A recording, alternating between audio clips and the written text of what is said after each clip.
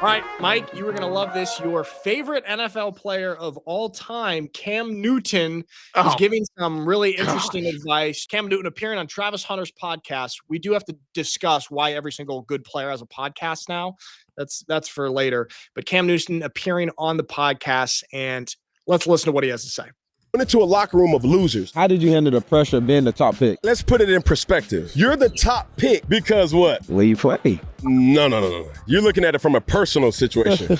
I'm talking about from the professional situation. You're the top pick because that was the worst team in the NFL the year before. For me, I wanted to be the number one pick. You could potentially be the first pick, but bro, you have no way of impacting the game like a quarterback does. You can lock down the number one receiver. You can make impact plays on offense all you want, but it's still not like a quarterback. My issue is when I was the first pick, I went into a locker room of losers. Guys didn't know how to win. Guys didn't know how to prepare. It was a culture shock for me. The games don't mean a lot to a lot of people in the league like you would expect. It's just money. Not everybody has capabilities to be impact players. They're just players. Cam Newton giving some nice, optimistic, positive advice to Travis Hunter. What are your guys' thoughts on this? I get what Cam's saying, right? You're selected number one overall for a reason. You're also selected number one overall to bad organizations because that's just the way it is. And we've been talking about that with even coaches too. It's like the only availability is coming from organizations or teams that have had some sort of turmoil in their locker room. And that's why they fired their last coaching staff and so on and so forth. So like,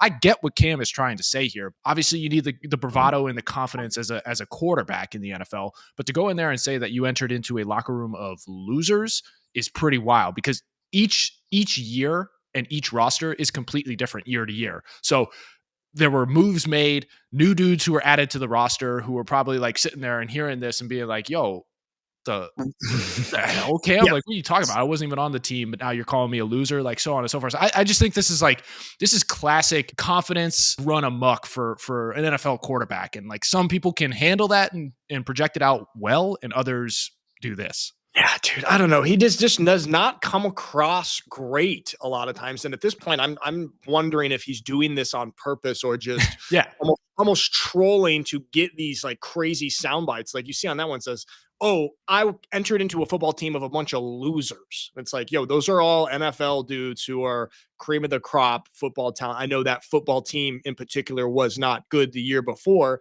but for you to have the audacity to come in as a rookie and be like, you're all losers, and that's why I'm here, the number one pick, and you guys were the first draft choice, it just comes across so terribly. Also, like for Travis Hunter, like, this is a young guy who's probably looking up to Cam Newton, who is a former college superstar headed into the NFL draft as a potential top 5 pick or what have you. And he's just being so negative. Like, hey, you're not going to be able to have any impact. You're going to be having losers all around you. And I could have an impact kind of because I was a quarterback, but you're a perimeter player. You're a corner or wide receiver. You can't really have that type of impact. What's the message here? What is he even trying to get at? What is he trying to leave Travis Hunter with thinking?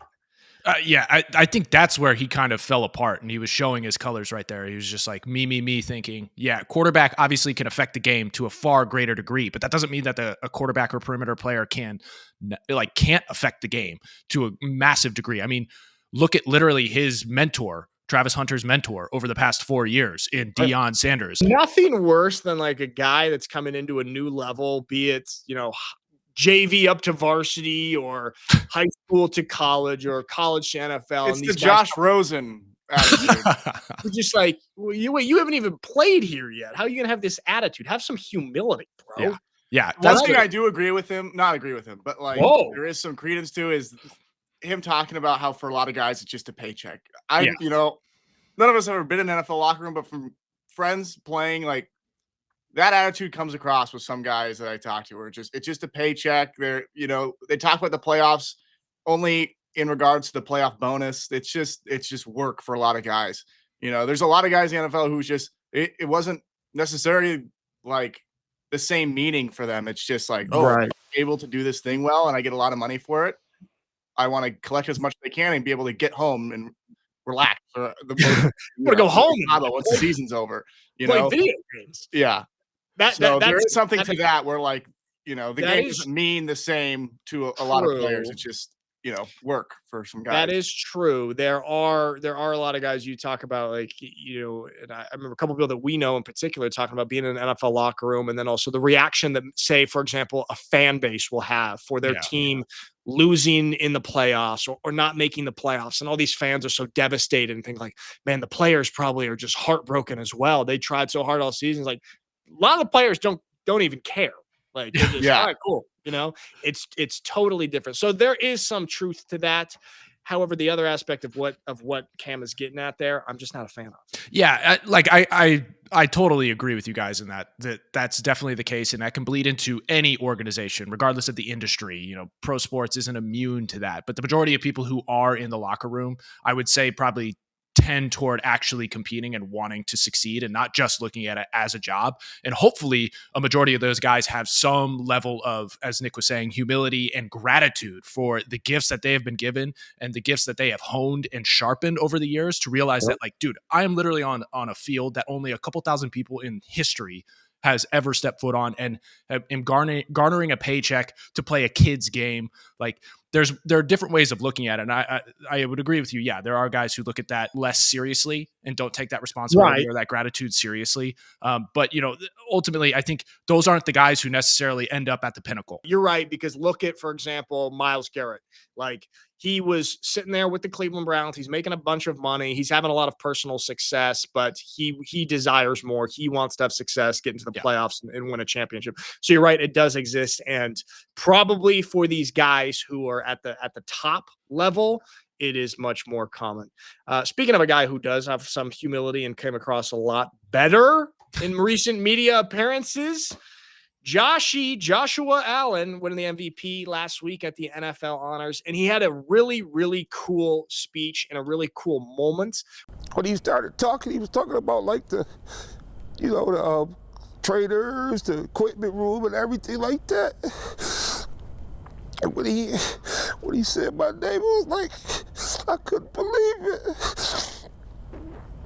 I hate to cry. I still don't believe it. When he said my name, and I just started crying. I started crying, and like my son was in his room watching it, and I started screaming. I was like, he said my name. Why did he? I just started crying. Like, well, he said my name. He said my. I just kept saying it. I was like, he said my name. He said my name. Man, that is really, really cool. Just like it's such a small thing for Josh to just be able to mention somebody in the speech like that.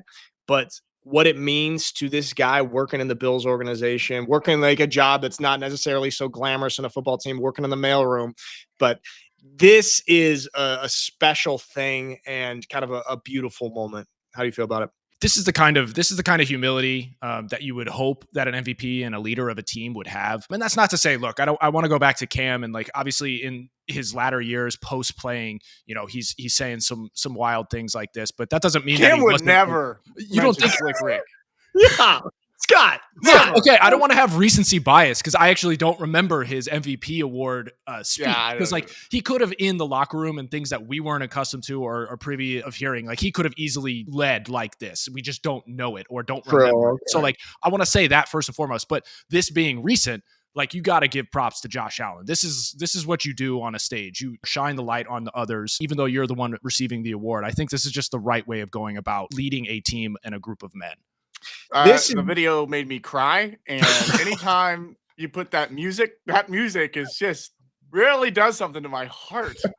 I hate it. That TikTok music will get you on anything. You slap that on anything, and it'll feel emotional. But I watched a version of this without the music, and it is still emotional. But this is also why football is the best sport in the world. You need so many different people on and off the field for a football team to have success, all the way down to Slick Rick. Mike, this kind of reminds me of the guy from Hotchkiss, Frank, from the equipment room. You remember? He was beloved. This is our boarding school shot. And there was a guy who was kind of the equipment guy, kind of lower on the totem pole. Very important to the culture of the team. Yeah, man. That's so true. Big guy always had a full can of dip in his mouth, and just great camaraderie.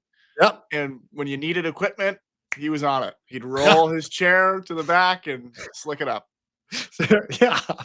What were you gonna say, Scott? I was gonna say, yeah, talk about glue guys. I mean, obviously you need them on the roster and in the locker room, but honestly, a lot of what helps the organization run and be successful is logistics dudes. Like you look at the trainers, you look at, because they're there earlier than all the players and getting ready and prepared and taping you up, getting you ready for practice or whatever it is. And like, dude, that's the gasoline that helps the engine run. Trainers are usually really funny. I don't know what it is about football trainers. I guess because they experience so many personalities. It's kind of tough job, and they just have, like, our trainers at Oregon State were so funny, and it made the days so much better.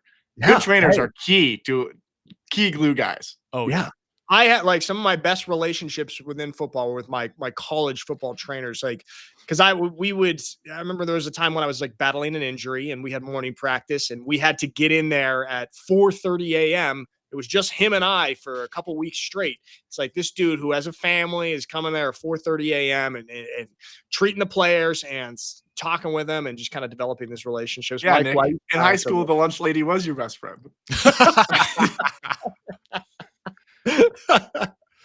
I didn't have a lot of friends in high school. Remember that, Scott? Scott was my bully. He was the year above me, and Scott made me sit alone at lunch. Did I hear Mr. Williams? No. So that's what I remember. Yeah, this was a really, really cool moment for that guy, dude. And it's also just, it's so cool to see how something that is, for, like I said, for Josh, just a small little mention. Like people, it doesn't take much to bring some positivity into somebody's life. And even just giving them a tiny bit of credit like that and feeling included in the success of something that's so big, it's just, people don't need much, man. And it's cool. It's a cool moment right there. Yeah. I know we touched on the Super Bowl on Monday, but a couple other things came up, and this video was kind of going around social media of Brady when he was down 28-3. And I kind of want to get into this little discussion of sort of new age athletes versus some of our old legends here. So, Scott, can you first throw up this photo of the body language of the Chiefs on the sideline during the Super Bowl? Because one thing that really stuck out to me during this game was, yeah, the play on the field was not good for the Chiefs, but even more disappointing than that to me was the body language. And there was never, it seemed, at least from the fans' perspective, any moment of like kind of rah-rah from the leaders and trying to rally the troops and turn things around. It just felt like even with the leaders, with Travis Kelce, you see right here, and Mahomes, just not good body language and no real huge spirit attempt to turn things around. And that was very, very disappointing. And then we compare that to this other clip, Scott, will you throw that up, of Brady when he was down 28-3. And at a moment in this Super Bowl, the Chiefs were down almost the exact same amount. And you're wondering, hey, where's that leadership from Mahomes? Where is that fire? And Scott, will you play this from Brady's? Yeah. Come on, boys, let's go now. Got locked in now, laser focus. Gotta play harder. Gotta play tougher, harder, tougher, everything. Everything we got. And I know we're getting influenced a little bit by the beautiful TikTok music, Mikey. Okay, try and look past that. I am filled with emotion today. Yeah, it's an emotional episode. That intensity was something that was really lacking for me, and something that Tom Brady is just in a whole different stratosphere on, it seems. Thoughts on this and kind of the lack of this intensity and leadership? It's hard to put a finger on it, but nobody on the Chiefs seemed to be what they usually are. I mean, even going back to the beginning of the game prior to kickoff, we even saw on screen Patrick Mahomes yawning. And like, obviously, look, he's a father of many young kids, and you know that's a difficult thing to get across, is just getting sleep. But you got to expect and get 8 hours at least. But it was weird, man. Yeah, but see, and I think that's what I'm most disappointed in, is because we've been talking all, this entire football season, and actually for the last few years, about comparing Mahomes to Brady, and is he on the trail to become the GOAT and catch or surpass Brady at some points? And it's easy to be a leader and to have great positive energy when everything's going well, but what really matters, and when you really get to see the capabilities and of what somebody's made of, is when things are not going well and there's a lot of adversity here. And it's like in that 28-3 clip in the Falcons Super Bowl, things were not going well for the Patriots, but he's still able to maintain that energy and be the juice and kickstart this turnaround.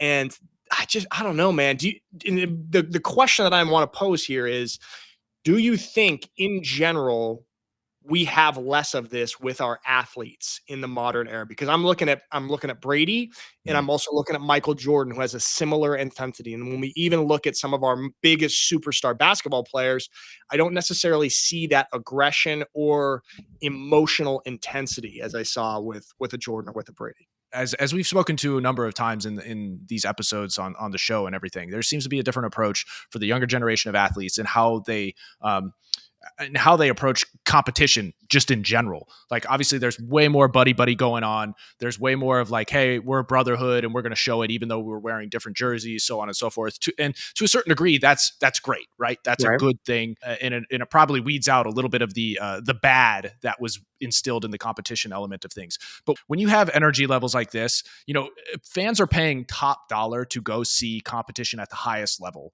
And when things are just sucked out of the room because, I don't know, we were talking about it earlier, some guys may just be seeing this thing as a paycheck, and it's like, yeah, it's a Super Bowl, it's really cool, but I'm getting stupid amounts of money for just being here. So it's like, it's whatever, I can kick back, and yeah, we're probably not going to win this. So like, why die trying? I'll just get ready for next year.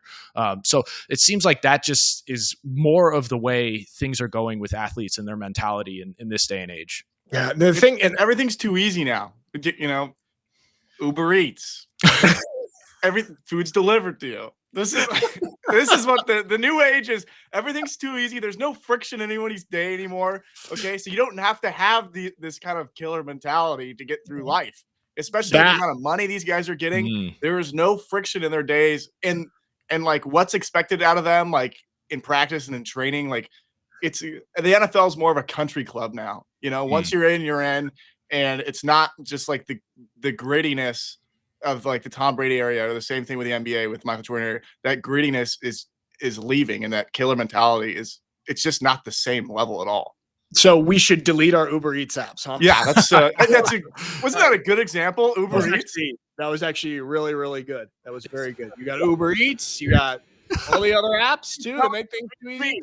Service me. That's the other thing that disappointed me, and I don't want to bash on Mahomes too much because I do like him. I think he's a great guy. I think he's an incredible football player. But when I watched his post-game press conference, and let me say this up front, he was incredibly gracious, incredibly classy, took a bunch of the blame.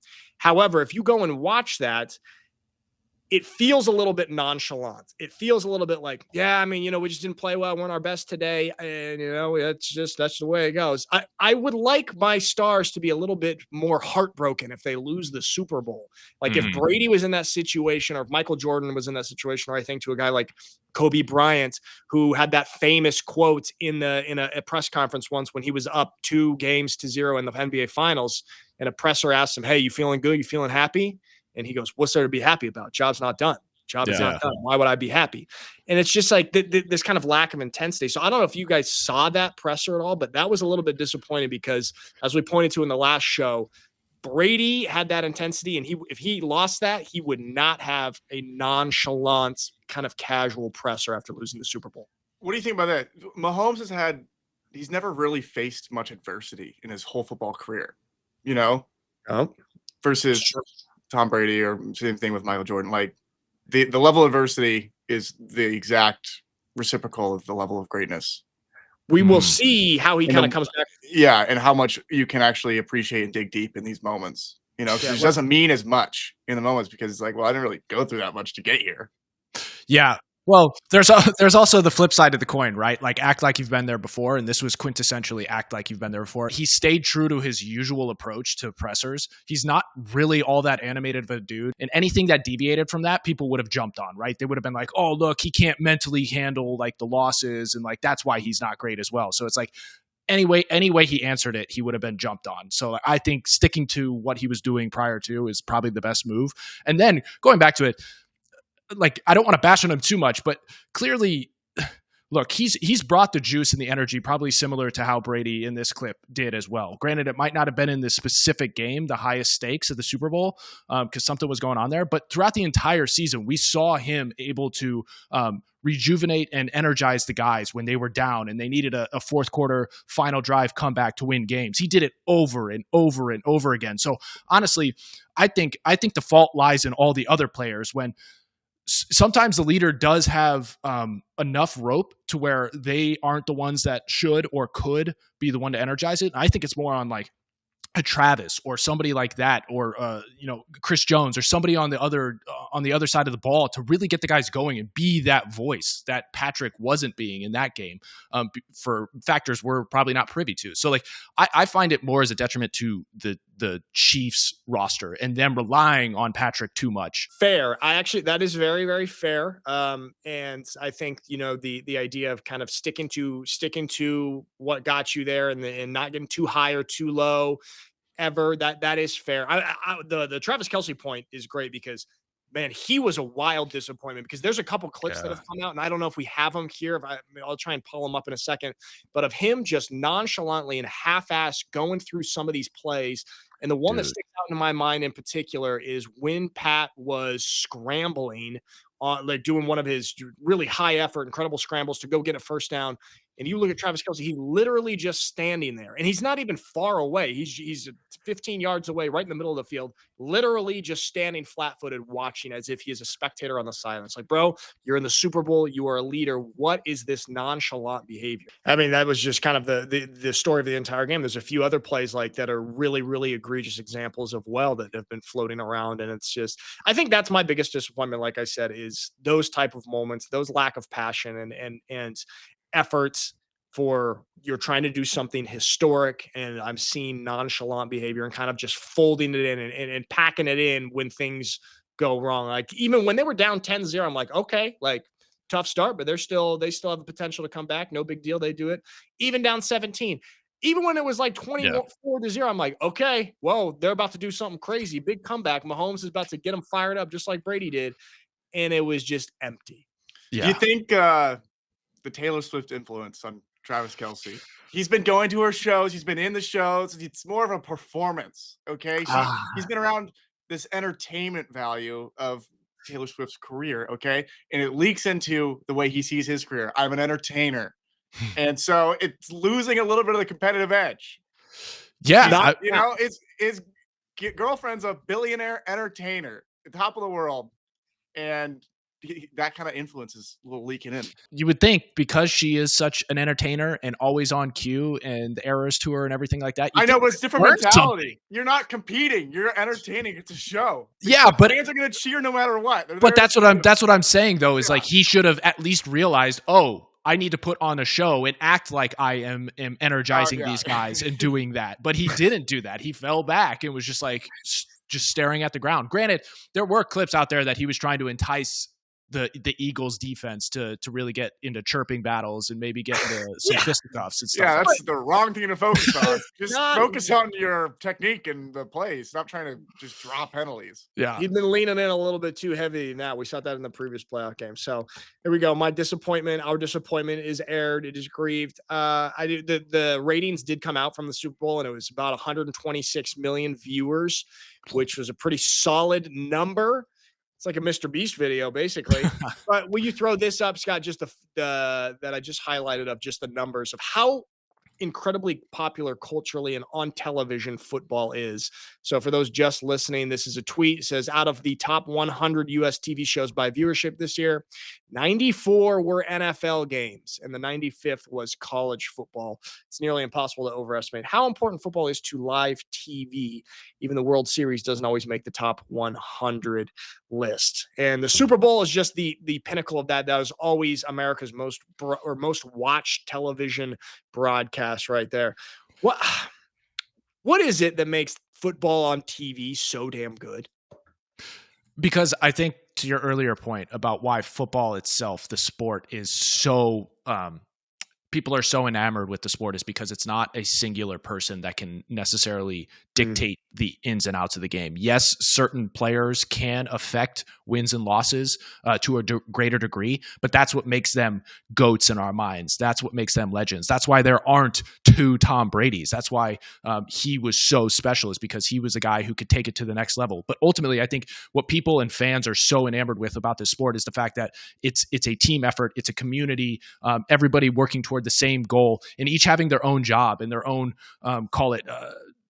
responsibilities that they need to fulfill each and every play, each and every drive. And that's a way that people can connect with that, because that's essentially daily life, right? In your community, in your family, you have a role, you have a responsibility, you have certain duties that other people within that community or family do not have, but you need to fulfill them in order for the entire family to succeed. And I think that's why fans are so attached to this, because they see that their lives literally playing out on the field in a more competitive, fun natured way, but they're able to connect at such a deeper level with this sport. Yeah. I also think football is much more relatable to the average fan. Granted, for all these professional sports, okay, these guys are top tier athletes, and in terms of physical playing abilities, not very relatable for many people. But with football in particular, these guys are going to work each week. There's no load management like there is in the NBA or in the MLB, right? Like for the average person, like you're not feeling great. You still got to go to work. You got to go outside. You got to play in the snow. You got to play in the rain. It's not indoors. It is not kind of all glossed over and very cushy playing in the NFL or football in general. And that's just more relatable for a lot of people in their lives. And that's why we see also in some of these blue collar cities, the most passionate fan bases. Yeah. Also, every body type is represented. Everyone can identify with a certain position, and at some extent, not everyone's 6'10" watching the NBA. You can't really identify with these players. It's a carnival act. So hard to identify with NBA players. Like, I don't know, man. You're 7 feet tall. Weird body. Yeah. There's an affinity for that culture of striving through the grittiness, the toughness. And I think football separates itself because, as you were talking about with basketball load management, it's like there's a culture within all the NFL players that it's like, if you're not playing, you're missing out on something great. You're missing out on the opportunity to do something awesome and incredible and pushing yourselves to the further limit. So it's like, you see it in football players. They fight through pain. They fight through adversity. They fight through injury, all this stuff. And that's admirable. Because a lot of times in society right now, we're being like lauded for having things that hold us back, and we're being championed for those things that hold us back. But that doesn't mean that you're fighting through it. You're like using that as a trophy to walk around with, as opposed to like ignoring it and pushing forward. So I think that's also an element of why people are just so enamored with football at large, because they see that on the field, people fighting through that adversity. Yeah. The other thing is football games themselves are so precious. They're so rare when they mean so much. They mean so much. We can go play a pickup basketball game if we want. We can play 3-on-3. We can shoot hoops. We can play 5-on-5 at sack and get in a fight. You cannot play a pickup football game. It is such an ordeal that they are actually so rare. And also we see that with the number of games literally within the two major sports leagues. And I think that's another element, is it kind of just shows the preciousness of how special each one of these games are.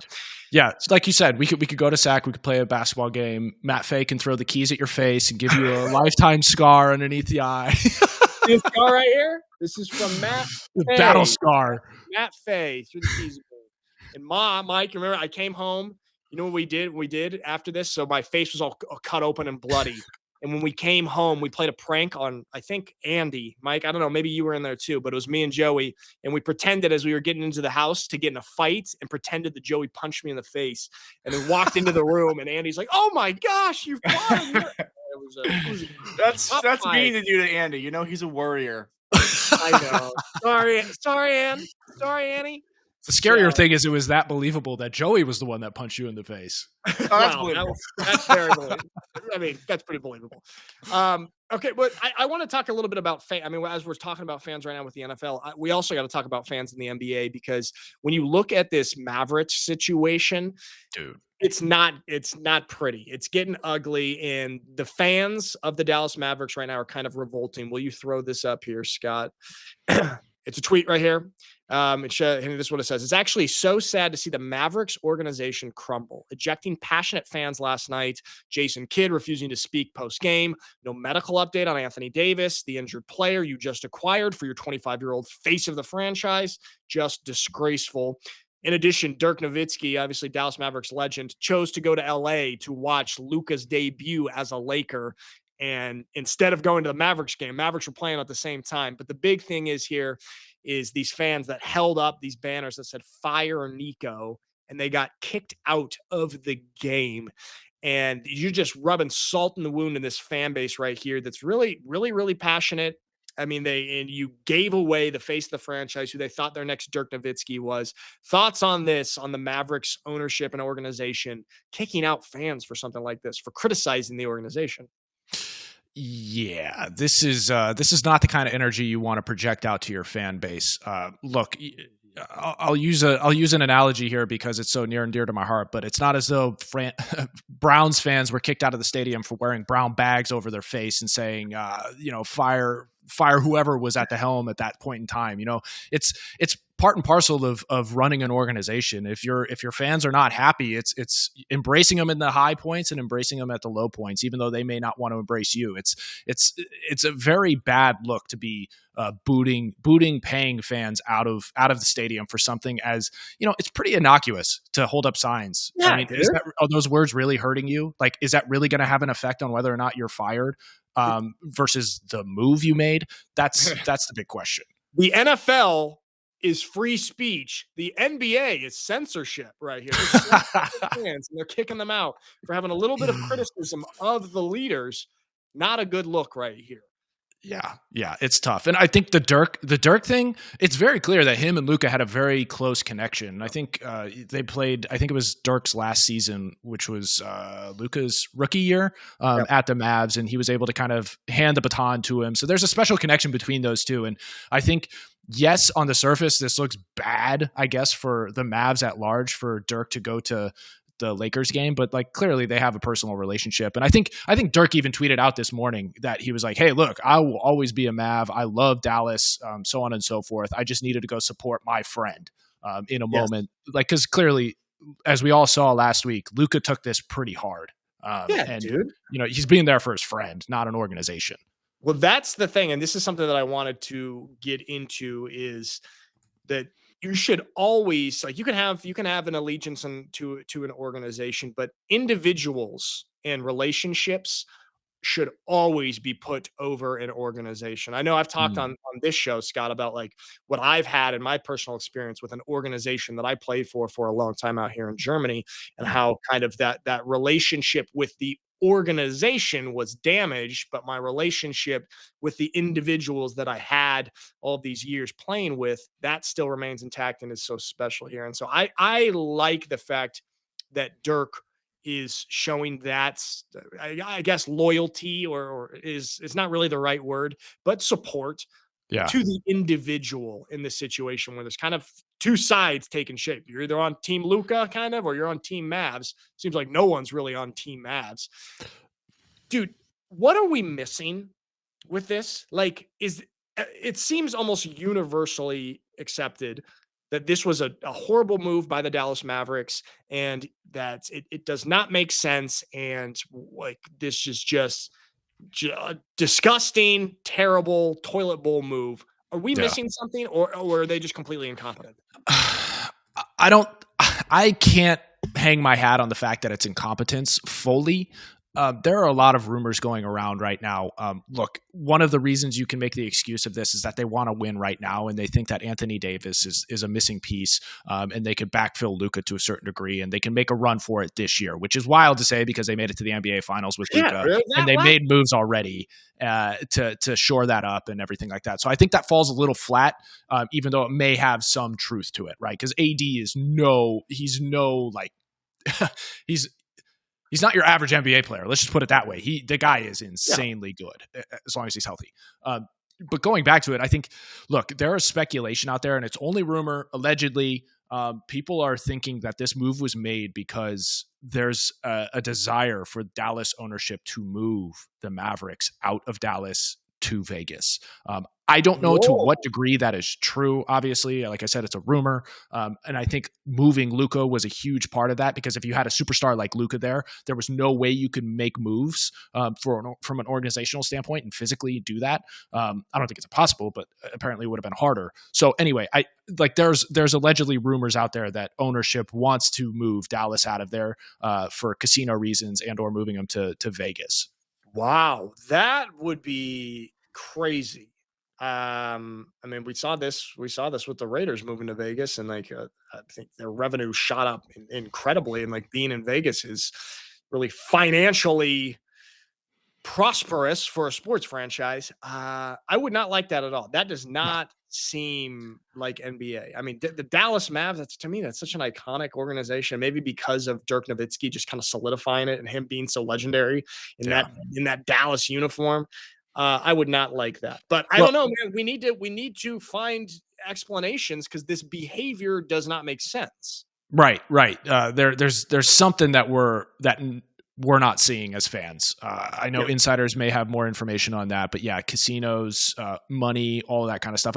You got to follow the money and follow the deals. And I just don't think we have insight into all of that. But going to your point about even the Raiders leaving, like Oakland is a vastly different market than say Dallas. Dallas is massive and they are incredibly loyal. So that's why this makes it, as you're saying, makes it even more asinine and just mind-boggling as to why they made this move in the first place. We're gonna have to wait and see what the hell happens. But Luka did play for the Lakers the other night. He had his debut, and I think he it was like his first time playing since Christmas, since that calf injury, and it's kind of cool. He got announced last. Like apparently, obviously, LeBron usually gets announced last when they're doing the introductions, and LeBron told him, "Hey, I want you to be announced last." So that was pretty damn cool. It's cool to see both those guys on the floor at the same time. I wanted to bring this up because since we're speaking about the Lakers, will you throw this up? Look good, feel good, or look good, play good?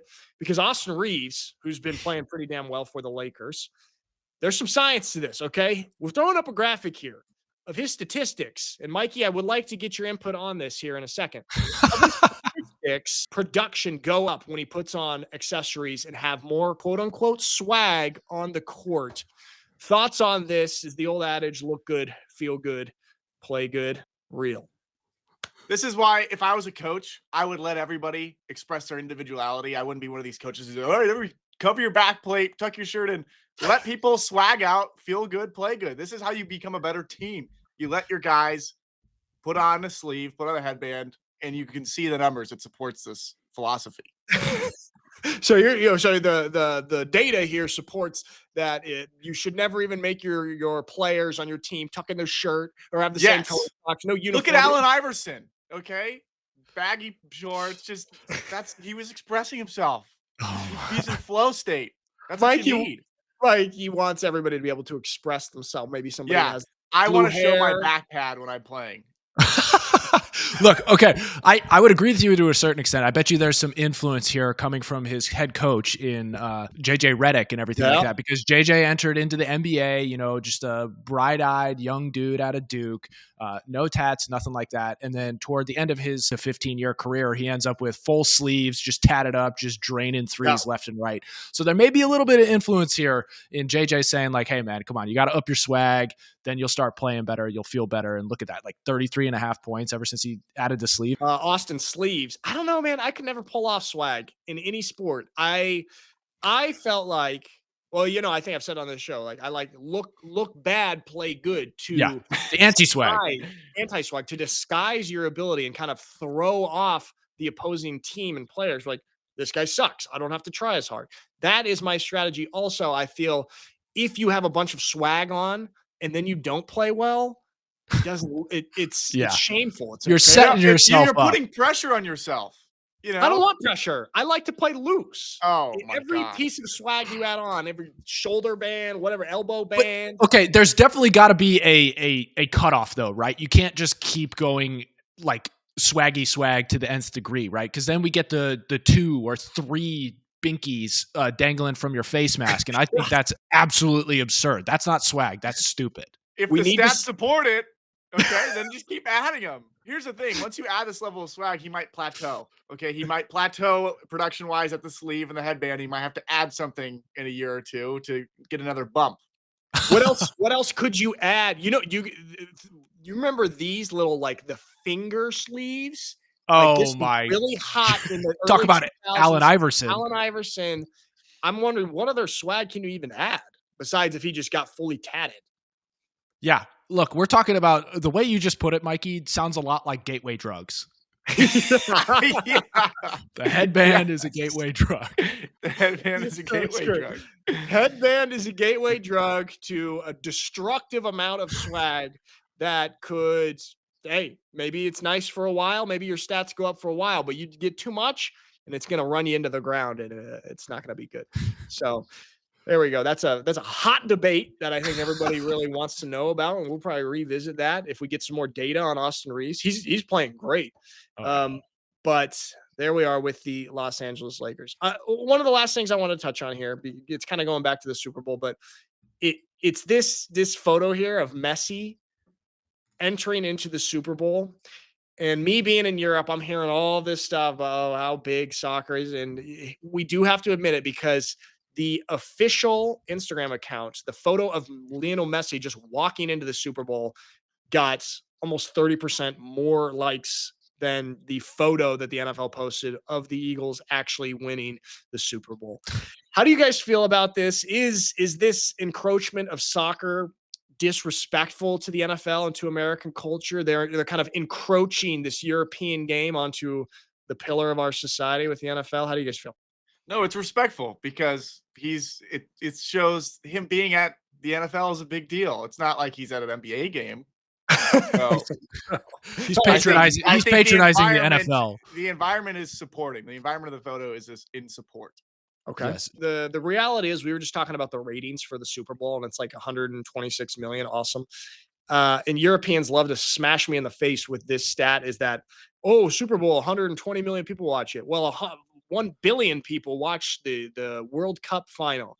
And the reality is, soccer globally is so much more popular than football, American football.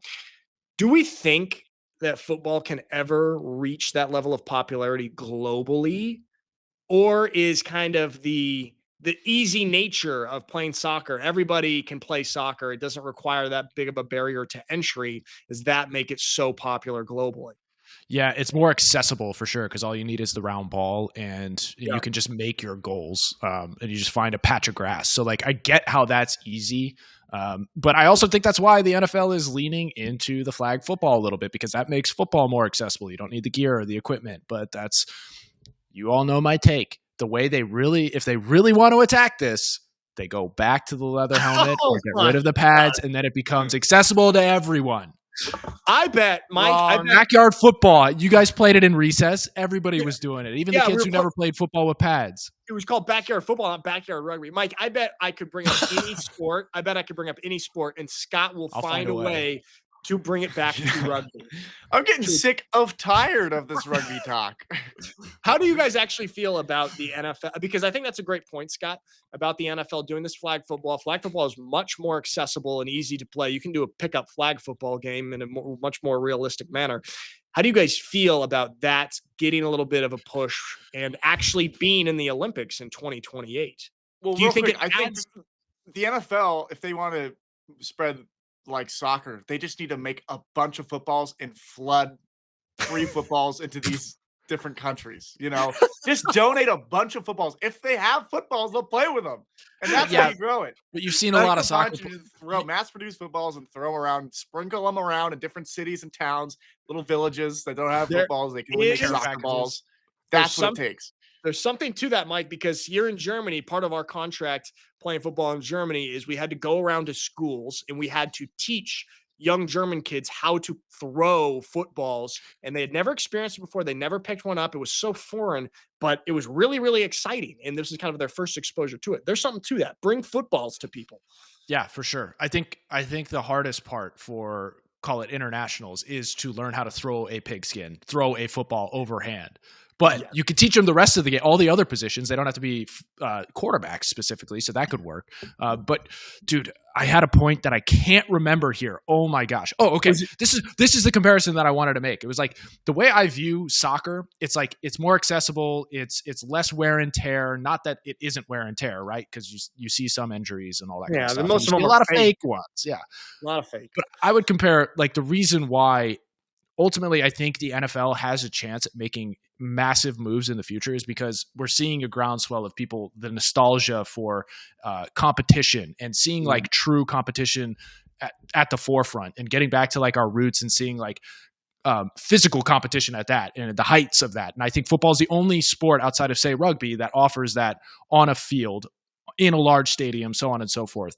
So like I view soccer as more like fencing and football more like the old gladiator where it's like kill or be killed sort of deal. Yes. Also, I think what we were talking about a little bit earlier, how it is actually so relatable. Everybody can relate. There's all different sorts of body types. There are all different sorts of skill types. So there is a lot more relatability to that. And honestly, like the problem for the international community with football is just not understanding the game. It's so easy the first time you watch soccer, like, oh, 2 goals, you kick it in there. And that makes sense. It's very, very easy to digest. Football takes some more time. There is a much higher barrier to entry to understanding it, but I have yet to meet. Actually, I've met one European who has actually learned about football and understood it, who then doesn't like it. There's only one guy I've met who is, and you know him. It's Ben Horner from Ireland. Scott, what's his reasoning? Is it because there are start and stops to gameplay? Yes, that's his big. I hate that argument. It's like, yo, come on, what are you? That's a TikTok argument right there. You need constant stimulation. It's like, okay, just because the ball is skipping 40 yards across the field and people are jogging, to a place, like that's not any more entertaining. I'm sorry, like. See, that argument, that is a straw man argument for hating on football. Okay. So Mike, I like your theory. Sprinkle footballs around. Maybe you fly airplanes over countries and you just drop footballs with parachutes in, right? Yes.